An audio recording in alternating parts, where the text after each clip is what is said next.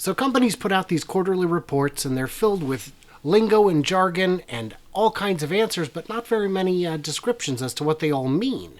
GAAP, non-GAAP, where does the FSD deferred revenue show up? We'll demystify that. I'm Brian.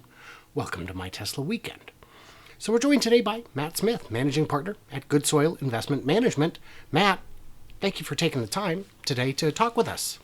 Thanks, Brian. Happy to be here. I do think it's a mystifying topic that a lot of people don't have a lot of insight on, so happy to shed some light where I can. Yeah, and tell us real quick, what are your credentials? What's your background? How do you know this stuff? I'm a nerd. That's why I know this stuff. No, my background, so I have degrees in finance. I got an MBA as well, but really the way where I kind of learned the majority of this is in my professional career. So I started off in finance doing financial valuation. And a lot of the work that I was doing there, you kind of need to know accounting journal entries and that sort of thing. And then from there, I went into investment banking. And that's when I really kind of got, the importance of accounting really ground into me. So one of the things that I was tasked with doing when I was in investment banking was make like a projection of a company's financials, so their income statement, a balance sheet, and statement of cash flows, such that they would all tie together, and you could make adjustments on like a top line revenue growth line assumption, and it would all flow through to the statement of cash flows and to the balance sheet, and the balance sheet would balance without you cheating and just saying, okay, equity equals the difference between assets and liabilities. So I spent a lot of time going through a lot of kind of tedious work, getting to know how different accounting journal entries would be made, and then how those impact the various financial statements. So it's I've spent way too much time thinking about it, I guess, is the short answer of why I'm qualified to answer these questions. And an even shorter answer is what you did is exactly the questions that we have. Yeah. I mean, most people don't need to know this much detail, and that's it was a necessity for my job, and it's just been kind of a hobby ever since. So I've kind of kept up with it. So let's start with the big ones. What is included in GAAP versus non-GAAP? Sure. So GAAP, for those who maybe are not familiar, stands for Generally Accepted Accounting Principles. And so that's the kind of the rules of the road where there's a governing body that basically says how things need to be accounted for. Companies have a little bit of leeway, but for the most part, they need to fall within generally accepted accounting principles, and their auditors make sure that the financial statements that they post adhere to those principles. But that said, generally accepted accounting principles, or GAAP, as most people know it, are not necessarily the most beneficial way to present things for investors or for stakeholders. So companies will typically have like a non-GAAP earnings per share is the most common way to look at things, but non-GAAP financials that they present in addition to the GAAP. So this, in Tesla's case, the biggest difference between the two is that the stock-based compensation expense, so think of like the stock awards to Elon, but also employees have these stock awards that are granted to them. Those are non-cash expenses, and so there's a rationale to kind of exclude those. And we can get into that in a little bit more detail because there's more reason to exclude them other than the fact that it's a non-cash expense. But generally speaking, you would just add back that stock-based compensation for Tesla to Tesla's GAAP earnings per share to get to the non-GAAP earnings per share. But other companies will have different reasons to back out various things, and they do a reconciliation where they kind of make that walk. Okay, so a lot of things are included in debt that people might not traditionally think of. So if Tesla wanted to reduce their debt to zero, how close could they practically get without fundamentally altering their business entirely? Yeah, I mean, they could probably do that today if they really wanted to. Right. I mean, there may be some kind of prepayment covenants that could preclude them from doing that. Sure. But most importantly, they'd want to keep a healthy cash balance.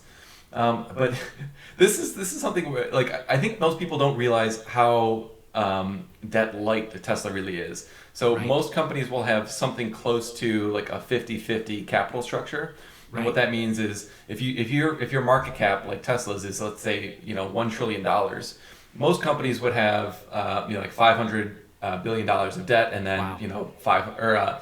I guess technically that's not quite right. I have to walk that back a little bit. If your enterprise value is $1 trillion, then you'd have like a $500 million market cap and roughly $500 million of debt. So if you look at Ford and GM, they actually have a little bit more debt than their market cap in most cases. But Tesla's got like $1 trillion market cap, and they only have, I believe it's about $8 billion of debt that they have. So it's a really small amount of debt, and their cash balance is actually about $18 billion as of the end of Q4 21. So if they wanted to, they could basically pay $8 billion, wipe off that debt, and still have $10 billion in cash.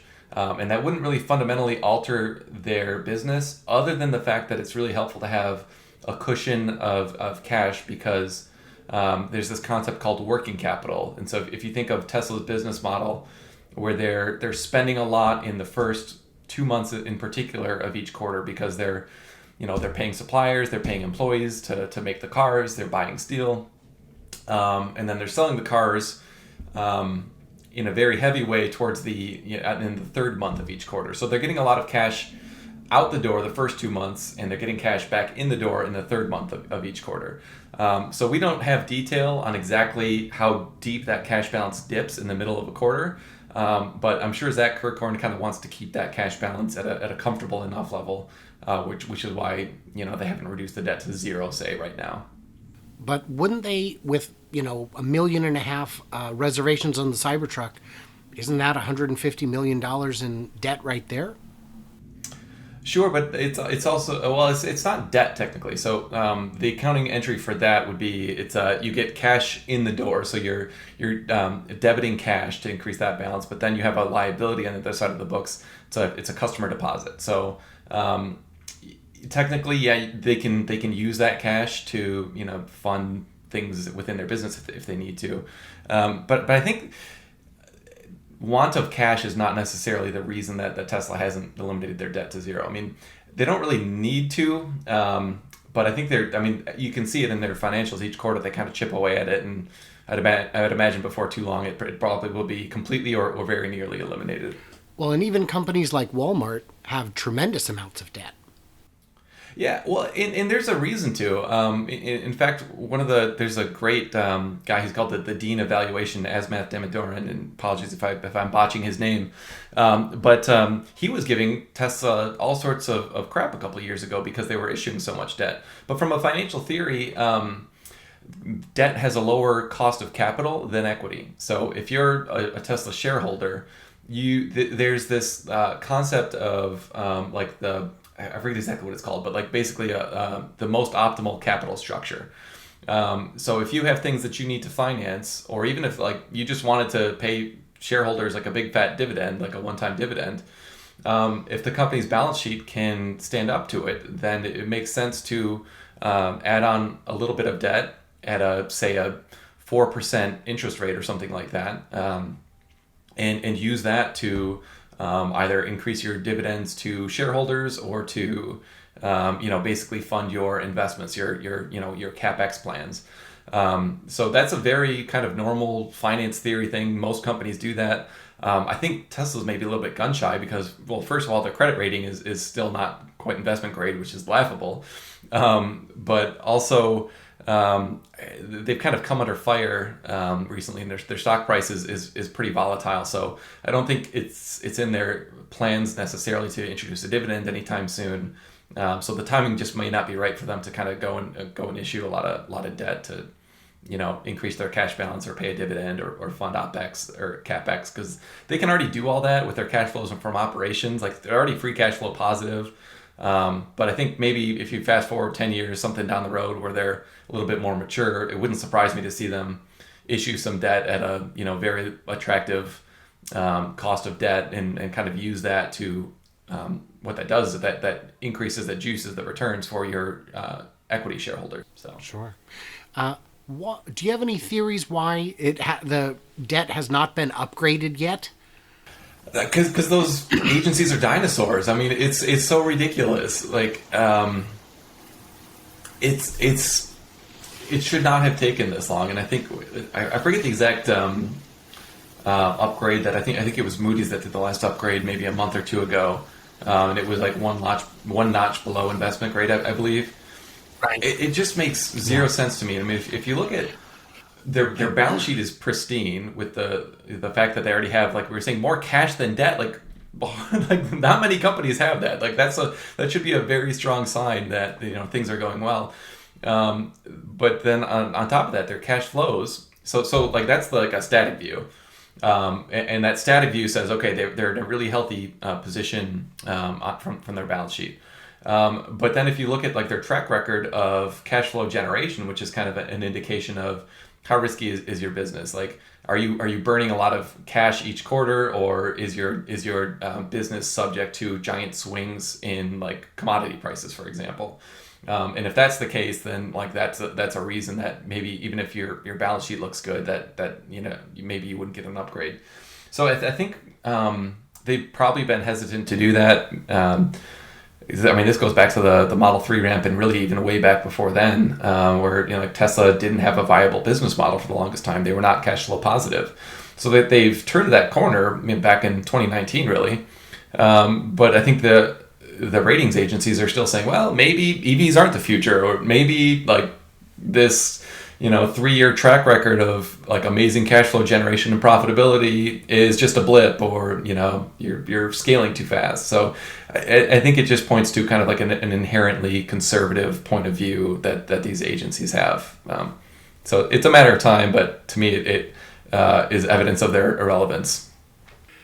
Well, our interview ran a bit long, so it's broken up into a few parts, all of which will come out over the coming weeks in advance of the earnings report on 4/20. Nice. The full interview is already up on Patreon. If you want to see it, you can join for as little as $1 a month. And a massive thanks to my Patreons who get early access to stuff like this, bonus content, an ad-free experience, and to help keep the channel running. I thank you guys so much for your choice to help support original content. So what did I miss or misunderstand? Leave me all them comments below. And in the meantime, stay tuned, stay juicy, and I simply cannot wait to hear from you clever robots on the other side of the quarter.